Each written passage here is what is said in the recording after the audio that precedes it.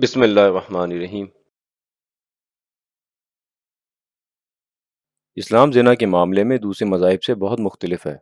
اسلام میں زنا ایک بہت بڑا قانونی جرم ہے اور یہ ان 4 گناہوں میں شمار ہوتا ہے کہ جن پر حد قائم ہوتی ہے، یعنی چوری کرنا، شراب پینا، کسی شریف عورت پر زنا کی تہمت لگانا اور زنا کرنا۔ اور صرف یہی نہیں کہ زنا کرنے پر اسلام سزا دیتا ہے، بلکہ سزا بھی کھلے عام ہوتی ہے تاکہ عوام الناس بدنامی کے خوف سے بھی اس جرم کا ارتکاب کرنے سے بچیں۔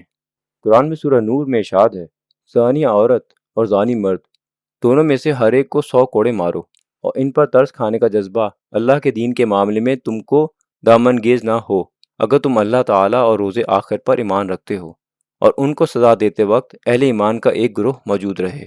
یعنی ایک طرف اللہ حکم دے رہا ہے کہ زنا کرنے والے مرد اور زنا کرنے والی عورت کو 100 کوڑے لگائے جائیں، ساتھ ہی ساتھ اس سزا کو عوام کے سامنے دینے کو کہہ رہا ہے، اور اس بات پر بھی منع کر رہا ہے کہ زانی اور زانیہ پر ترس کھا کر سزا کو ختم یا کم کر دیا جائے، اور دھمکی دی جا رہی ہے کہ اگر تم اس بات کا اقرار کرتے ہو کہ تم مسلمان ہو، اللہ پر اور قیامت پر تمہارا ایمان ہے، تو اس سزا کو دینے سے مت چکنا۔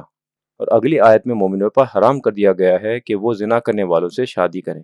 تو جس طرح کتا کھانا یا سور کھانا حرام ہے، اسی طرح مومنوں پر زنا کرنے والوں سے شادی کرنا یا کروانا بھی حرام ہے۔ دوسرے مذاہب سے اسلام ایک اور طرح سے بھی مختلف ہے، اور وہ یہ کہ اسلام زنا کی سزا زنا کرنے والے کو دیکھ کر دیتا ہے، نہ کہ اس کو جس سے زنا کیا گیا ہو۔ یہ تھوڑا کمپلیکیٹڈ کانسیپٹ ہے، اس لیے اس کو تھوڑا سا غور کر کے سمجھ لیں۔ ایک چیز ہے فورنیکیشن اور دوسری ہے ایڈلٹری۔ ان دونوں کو ڈیٹیل میں اپنی پچھلی ویڈیوز میں بتا چکا ہوں کہ کیسے ان کی ڈیفینیشن مختلف مذاہب میں مختلف ہے۔ اوپر ویڈیوز کا لنک آ رہا ہے اور ڈسکرپشن میں بھی، یاد نہیں تو دوبارہ سے ویڈیوز دیکھ لیں۔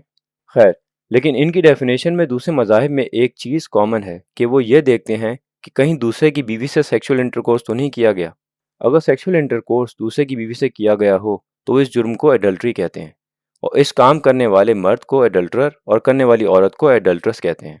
اگر زنا کرنے والا لڑکا کنوارا تھا تب بھی اسے ایڈلٹرر کہا جائے گا، کیونکہ اس نے کسی اور کی بیوی سے سیکشول انٹرکورس کیا۔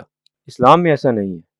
جیسا کہ میں نے تھوڑی دیر پہلے بتایا کہ اسلام زنا پر سزا دیتے وقت اس کو نہیں دیکھتا جسے زنا کیا گیا ہو، اس لیے یہاں پر اسلام کے مطابق کنوارے لڑکے اور شادی شدہ عورت نے جب سیکشول انٹرکورس کیا تو کنوارے لڑکے نے فورنیکیشن کیا اور شادی شدہ عورت نے ایڈلٹری۔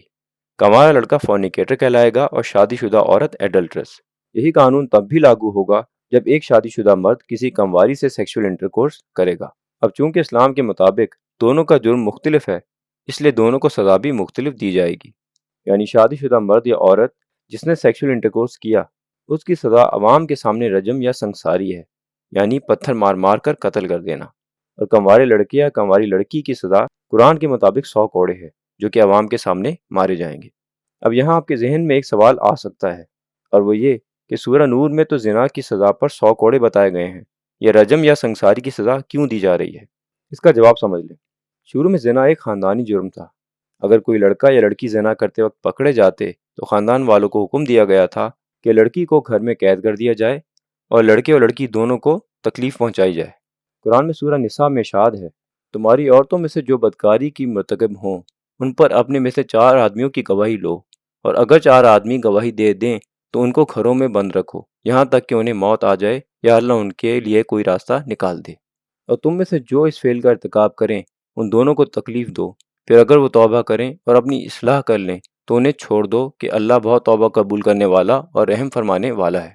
بعد میں اللہ نے اس حکم کو منسوخ کر کے نیا قانون نازل فرمایا، جس کے تحت شادی کے بغیر سیکشول انٹرکورس کو 2 حصوں میں تقسیم کر دیا گیا۔ ایک زنا جس کو انگلش میں فورنیکیشن کہا جا سکتا ہے، دوسرا زنا بعد احسان جس کو انگلش میں ایڈلٹری کہا جا سکتا ہے۔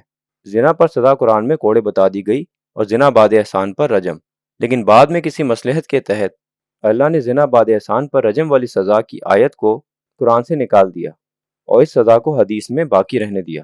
حدیث کی کتابوں میں حضرت عمر رضی اللہ تعالیٰ عنہ کا مشہور خطبہ ہے کہ چنانچہ موطا مالک میں ہے کہ حضرت عمر رضی اللہ تعالیٰ عنہ نے اپنے ایک خطبے میں حمد و ثنا کی بات فرمایا کہ لوگوں، اللہ تعالیٰ نے حضرت محمد صلی اللہ علیہ وسلم کو حق کے ساتھ بھیجا اور آپ پر اپنی کتاب نازل فرمائی۔ اس کتاب اللہ میں رجم کرنے کی حکم کی آیت بھی تھی، جسے ہم نے تلاوت کی، یاد کیا، اس پر عمل بھی کیا۔ خود حضور صلی اللہ علیہ وسلم کے زمانے میں بھی رجم ہوا اور ہم نے بھی آپ کے بعد رجم کیا۔ مجھے ڈر لگتا ہے کہ کچھ زمانہ گزرنے کے بعد کوئی یہ نہ کہنے لگے کہ ہم رجم کو کتاب اللہ میں نہیں پاتے۔ ایسا نہ ہو کہ وہ خدا کے اس فریضے کو جسے اللہ نے اپنی کتاب میں اتارا چھوڑ کر گمراہ ہو جائیں۔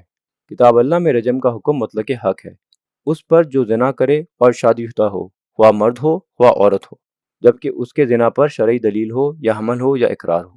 اسی طرح سے مسند احمد میں ہے کہ آپ نے اپنے خطبے میں فرمایا، لوگ کہتے ہیں کہ رجم یعنی سنساری کا مسئلہ ہم قرآن میں نہیں پاتے، قرآن میں صرف کوڑے مارنے کا حکم ہے۔ یاد رکھو، خود رسول اللہ صلی اللہ علیہ وسلم نے رجم کیا اور ہم نے بھی آپ کے بعد رجم کیا۔ اگر مجھے یہ خوف نہ ہوتا کہ لوگ کہیں گے کہ قرآن میں جو نہ تھا عمر نے لکھ دیا، تو میں آیت رجم کو اسی طرح لکھ دیتا جس طرح نازل ہوئی تھی۔ بعض علماء کا یہ بھی ماننا ہے کہ رجم کی آیت باقاعدہ آیت نہیں تھی، لیکن قرآن میں جب زنا کی آیت اتری تو اس کے ساتھ ساتھ نبی صلی اللہ علیہ وسلم نے اس کی تفصیل میں زنا بعد احسان پر رجم کی سزا بیان فرمائی۔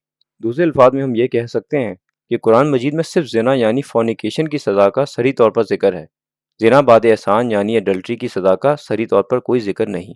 اس کی مصلحت یہ بھی ہو سکتی ہے کہ زنا بعد احسان ایک بڑا جرم ہے، اس کو تو سبھی مانتے ہیں، یہودی بھی اس کی سزا رجم ہی قرار دیتے ہیں، لیکن چونکہ دوسرے مذاہب زنا کو صرف ایک معمولی سی غلطی سمجھتے ہیں، شاید اس لیے اللہ تعالیٰ نے قرآن میں زنا کا خاص طور پر ذکر فرمایا اور اس کی سزا بتائی کہ یہ بھی قابل سزا جرم ہے، کوئی چھوٹا سا جرم یا معمولی سی غلطی نہیں۔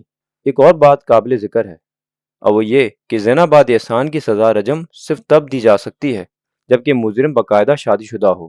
اصل میں جو لفظ استعمال ہوا ہے وہ محسن یا غیر محسن ہے، شادی شدہ یا غیر شادی شدہ نہیں۔ غیر محسن سے مراد ایک غیر شادی شدہ عاقل اور بالغ انسان ہے، اور محسن سے مراد ایک ایسا شادی شدہ عاقل اور بالغ انسان ہے کہ جس نے اپنی بیوی سے صرف نکاح ہی نہ کر لیا ہو بلکہ اس سے باقاعدہ مباشرت یعنی سیکشول انٹرکورس کر چکا ہو۔ یعنی اگر کوئی لڑکا یا لڑکی جس کا صرف نکاح ہوا ہو اسے شادی شدہ تصور نہیں کیا جائے گا، اور اس لیے سزا وہی دی جائے گی جو کہ کموارے یا کمواری کو زنا کرنے پر دی جاتی ہے۔ اب تک آپ لوگوں نے جو کچھ سنا ہے اس سے آپ کو ایک غلط فہمی ہو سکتی ہے، اس لیے اسے بھی کلیئر کر دیتا ہوں۔ زنا یعنی فورنیکیشن کی اسلام میں سزا صرف 100 کوڑے مارنا نہیں ہے بلکہ ساتھ ہی ساتھ سال بھر کی جلا وطنی بھی ہے۔ میں آپ کو پہلے بتا چکا ہوں کہ حد 4 قسم کے جرم پر عائد ہوتی ہے۔ اس کے علاوہ جو بھی جرائم ہیں ان پر قاضی وقت و حالات کے مطابق اپنی مرضی سے سزا بیان کرتا ہے۔ اس قسم کی سزائیں تعزیر کہلاتی ہیں۔ قرآن میں زنا کی صرف حد والی سزا بیان کی گئی ہے، یعنی 100 کوڑے مارنا۔ تعزیری سزا کا ذکر احادیث میں موجود ہے۔ تعزیری سزا یعنی جلا وطنی کی سزا دینا بھی لازمی ہے، یا قاضی اپنی مرضی سے ڈیسائیڈ کرتا ہے کہ کس مجرم کو کوڑے اور جلا وطنی دونوں سزائیں دی جائیں۔ اس چیز پر فقہا کا اختلاف ہے۔ امام ابو حنیفہ کے مطابق سزا صرف 100 کوڑے دینا لازمی ہے، جلا وطن کرنا یا نہیں اس کا فیصلہ قاضی وقت اور حالات دیکھ کر کرے گا۔ جمہور فقہا کا ماننا ہے کہ زنا پر دونوں سزائیں یعنی 100 کوڑے اور سال کی جلا وطنی دینا لازمی ہے۔ ایک اور بات جاننا ضروری ہے، اور یہ کہ زنا کہتے کس کو ہیں۔ ایک ایسی حرکت جس پر تمام فقہا کا اجتماع ہے کہ وہ زنا ہے، وہ یہ ہے کہ کوئی مرد اپنے عضو تناسل یعنی پینس کو کسی ایسی عورت کے قبل یعنی وجائنا میں داخل کرے جو کہ نہ ہی اس کی بیوی ہو اور نہ ہی اس کی لونڈی۔ زنا کی ڈیفینیشن پر اختلاف شروع وہاں ہوتا ہے کہ اگر مرد اپنے پینس کو وجائنا کے بجائے کسی عورت کے دوبر یعنی اینس میں داخل کر دے۔ اب جو فقہا اس دوسری حرکت کو بھی زنا قرار دیتے ہیں وہ اس پر بھی وہی سزا دیتے ہیں جو کہ زنا پر دی جاتی ہے، لیکن جو فقہا اس حرکت کو زنا نہیں مانتے وہ اس حرکت کو زنا سے بڑھ کر جرم شمار کرتے ہیں اور اس پر اور بھی سخت سزائیں تجویز کرتے ہیں، اور خاص طور پر مرد کے پیچھے سے بدفعلی یعنی سوڈومی یا جانور سے بدفعلی کرنے پر زندہ جلا دینے یا اونچائی سے نیچے پھینکنے جیسی سخت سزائیں تجویز کرتے ہیں، کیونکہ صحابہ رضی اللہ تعالیٰ عنہ کے زمانے میں ان حرکات پر ایسی سزائیں دی جاتی تھیں۔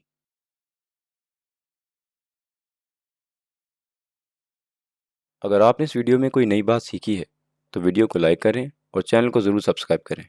اللہ تعالیٰ ہم سب کے علم میں اضافہ فرمائے۔ رب زدنی علما۔ جزاک اللہ خیر۔